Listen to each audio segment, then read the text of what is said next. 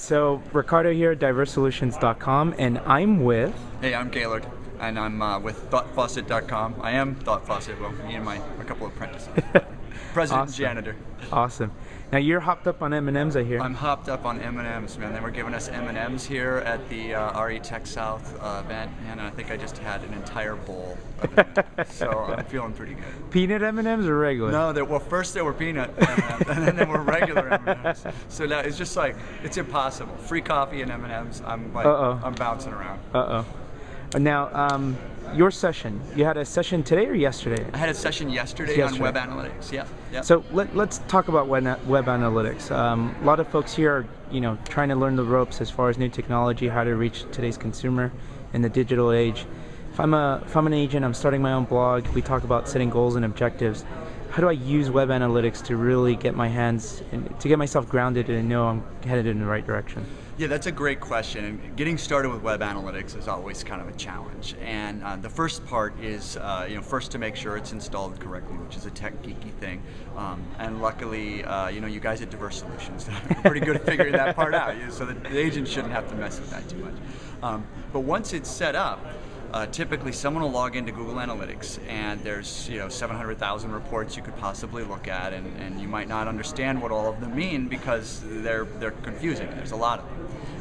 And to get started, what I recommend is you find 2 or 3 different analytics reports that you understand what they are and what kind of action you're going to take based on that data. Based on the data it gives me back. Exactly. So if you find 2 or 3 of those reports, and then you can have that particular report or an email sent to you that has the 3 metrics that you're going to measure.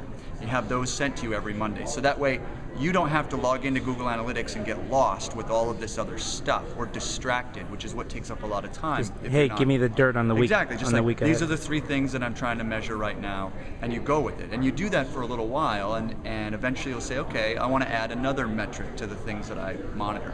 But that way it keeps you from getting distracted, which prevents you from wasting a lot of time. It's easy to get distracted. Exactly. And so then the question becomes one of, okay, well, which 3 metrics should I look at? And it's different, really, it's really different for every organization or every agent, depending on what your goals are.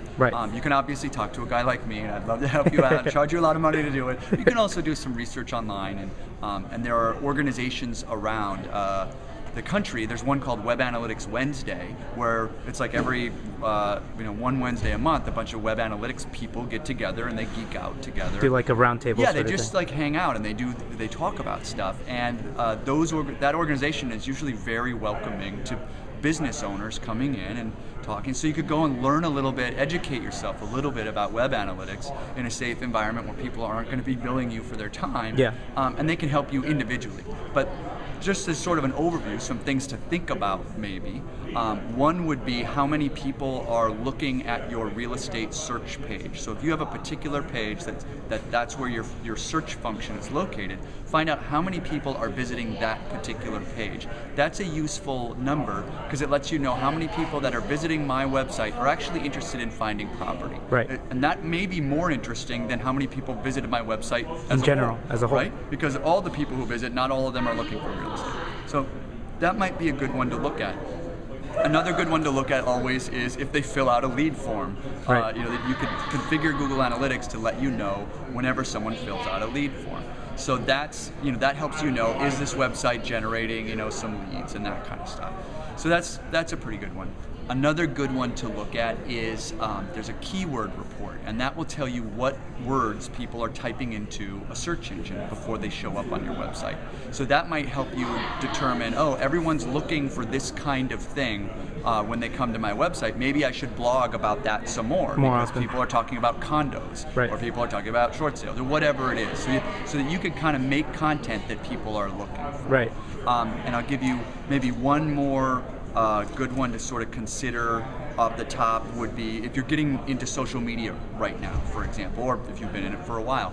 There's a traffic source report that you can find that'll say how many visitors are coming from Facebook, how many are coming from Twitter, how many are coming from LinkedIn or any of these other different sources. So you could see, okay, is this stuff working for me? And, should I do more here or less there? So that could kind of help you measure what you're doing online. again, there's tons of reports, and you need to find the ones that are right for your business. Right. And you need to think about your objectives. Exactly. And your objectives are going to be different from the guy next to you, or the woman to your left. It's always going to be a little bit different. And your goal is to find metrics that matter for you and your business, that you to assess understand. whether what I'm doing is working or not. Exactly. Yeah. So that's kind of the basics, I think, to get started with, and then do that for 6-8 months or something, and make changes to your website based on the metrics that you're measuring, and you'll be able to move on from there. It's a good way to start, I think.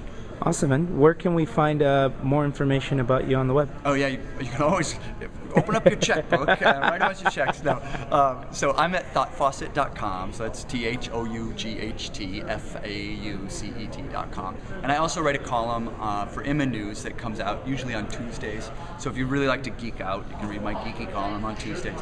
But thoughtfaucet.com, and I'm on Twitter with @Gahlord, GAHLORD.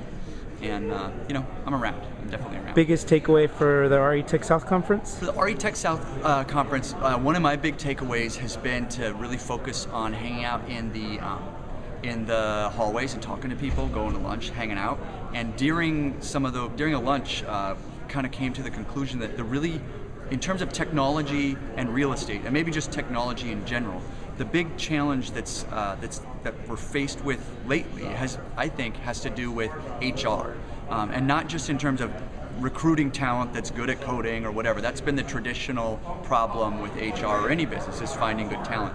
But what I'm talking about when I say that I think that HR is the big tech challenge for the future, is that social media is allowing all of this personal data. People are sharing it online, their sentiment, they're saying, do I like this, do I not like this? And all of this information is being shared online. And for marketers or companies or organizations that want to listen, there's this ton of data. And there's no good algorithm to go through sift through all that data and say, are they saying good things? Are they saying bad things? Are they saying things we can help with about? Or but all the data is there, but we can't make sense of it with a computer. We can't just dump it into a computer and come out with a number that tells us what's happening. And it's going to require human intelligence, human beings sifting through this data to come up with if there's anything actionable in all of this, what we call qualitative data in Geekland. So that's the HR, that's the specific HR challenge that is out there. It's not one of particularly of super specialized coding skills. It's one of just, we need bodies and seats that can sift through this stuff, and ideally bodies and seats that can help us determine, is this positive, is it negative? And so that's it's a weird kind of level of geekery there, but that's been my big takeaway from the conference, is thinking about how to solve this particular kind of HR challenge for organizations. Yeah. Awesome, man. Thank you for spending some time with us. Yeah, thanks for having me, Rabizi. It's always fun to talk to you. Catch you later. Take it easy.